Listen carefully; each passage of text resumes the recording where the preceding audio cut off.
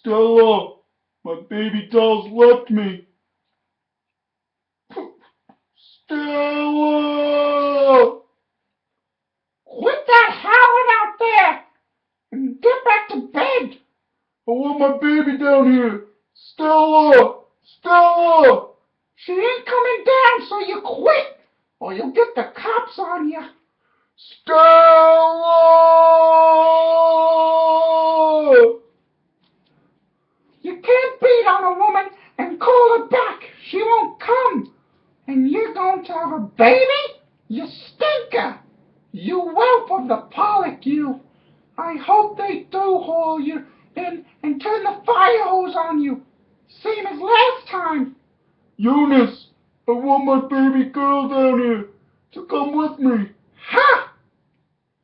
Stella! Stella?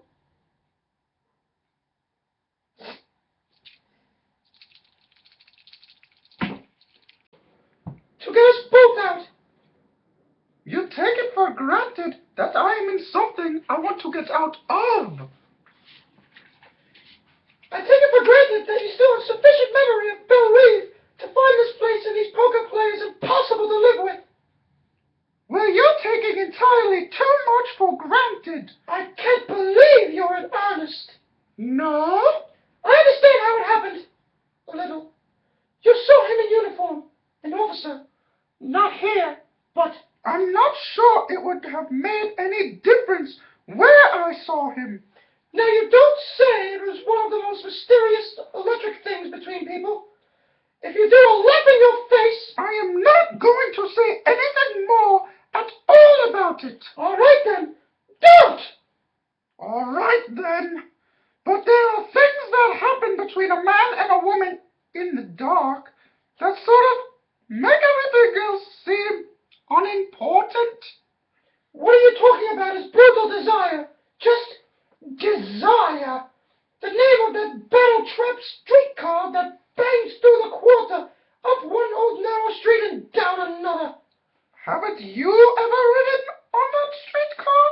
It brought me here, where I'm not wanted, and I'm ashamed to be. Then don't you think your superior attitude is a bit out of place? I am not being or feeling at all superior, Stella. Believe me, I'm not. It's just this. This is how I look at it. A man like that is someone to go out with once, twice, 3 times, when the devil is in you. But live with? Have a child by? I have told you I love him. Then I tremble for you. I just tremble for you. I can't help your trembling if you insist. May I trembling? Speak plainly. Yes, do. Go ahead as plainly as you want to. Well, if you'll forgive me, he's coming. Why, yes, I suppose he is. Suppose? You can't have forgotten that much of our bringing up, Stella. That you just suppose that any part of a gentleman is his nature. Not one particle, no. Oh, if he was just ordinary, just plain, but good and wholesome. But no, there's something downright bestial about him. You're hating me saying this, aren't you? Go on, say it all, Blanche. He acts like an animal. He has an animal's habits. Eats like one, moves like one, talks like one. There's even something subhuman, something not quite to the stage of humanity yet. Yes, something ape-like about him. Like one of those pictures I've seen in anthropological studies. Thousands and thousands and thousands of years have passed him right by. And there he is, Stanley Kowalski, survivor of the Stone Age, bearing the raw meat home from the kill in the jungle. And you here, waiting for him? Maybe he'll strike you, or maybe he'll grunt and kiss you. That is, if kisses have been discovered yet. Night fails, and the other apes gather. There in front of the cave, all grunting like him, and smiling and gnawing and hulking. His poker night, you call it, this party of apes? Somebody growls, some creature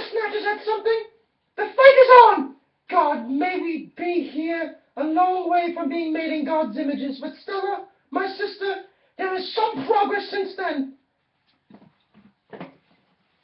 There's some progress since then. Stella! Hey, Stella! Stanley? Stella,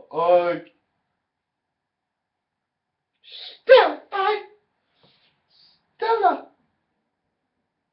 Hey! Alright, whatever, let's just call that a thing. Just let this... Mother is sick. I'm sorry to hear. Badly? She won't live long. Maybe just a few months. Oh. She worries because I'm not settled. Oh? She wants me to be settled down before she... You love her very much, don't you? Yes. I think you have a great capacity for devotion. You will be lonely when she passes on, won't you? I understand what that is. To be lonely? I love someone too, and the person I loved, I lost. Dead? A man? He was a boy, just a boy, when I was a very young girl. When I was 16, I made the discovery. Love. All at once and much, much too completely. It was like you suddenly turned a blinding light on something that has always been half in shadow. That's how it struck the world for me. But I was unlucky, deluded.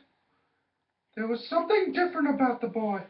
A nervousness, a softness, a tenderness, which wasn't like a man's, although he wasn't the least bit effeminate looking. Still, that thing was there. He came to me for help. I didn't know it. I didn't find out anything till after our marriage, when we'd run away and come back, and all I knew was I failed him in some mysterious way and wasn't able to give the help he needed. He was in the quicksand and clutching at me, but I wasn't holding him out. I was slipping in with him. I didn't know it. I didn't know anything except I loved him undearably, but without being able to help him or myself. Then I found out, in the worst of all possible ways, by coming suddenly into a room that I thought was empty. But it wasn't empty, but had two people in there. The boy I'd married and an older man who had been his friend for years. No. Afterwards, we pretended like nothing had been discovered. Yes, the three of us drove out to Moon Lake Casino, very drunk and laughing all the way. We danced the Valse Reveille. Suddenly, in the middle of the dance, the boy I had married broke away from me and ran out of the casino. A few moments later, a shot. I ran out. We all did. All ran and gathered about the terrible thing at the edge of the lake. We couldn't get near for the crowding. Then someone caught my arm. Don't go any closer. Come back. You don't want to see. See? See what? Then I heard voices. Alan! Alan! The grey boy. He stuck the revolver into his mouth and fired, so that the back of his head had been blown away. You need somebody, and I need somebody too. Could it be you and me, Blanche? Sometimes there's God so quickly. Oh, my shoulder was starting to hurt way too bad. I couldn't even listen anymore. You left the phone off the hook. Let me get by you. Get by me. Sure, go ahead. You stand You got plenty of room to walk by me now. Not with you there, but I've got to get out somehow. You think I'll interfere with you? Ha ha!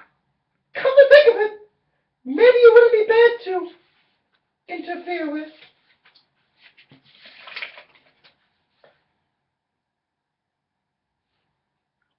Stay back! Stay back! Don't come for me another step around! What? Some awful thing will happen! It will! What are you putting on now? I warn you, don't! I'm in danger! What do you think I do that for? So I could twist the broken end in your face! I bet you would do that. I would! I will if you... Ugh. So you want some roughhouse? All right. Let's have some roughhouse. Yeah! Ah! Stop! Ah! Ah! Ah! Ah! Miss Dubois, Ask her to let go of me. let go. Whoever you are, I've always depended on the kindness of strangers. Blanche! Blanche! Blanche! Stella! No, honey. No, love. No, no, love. Ah. That's it.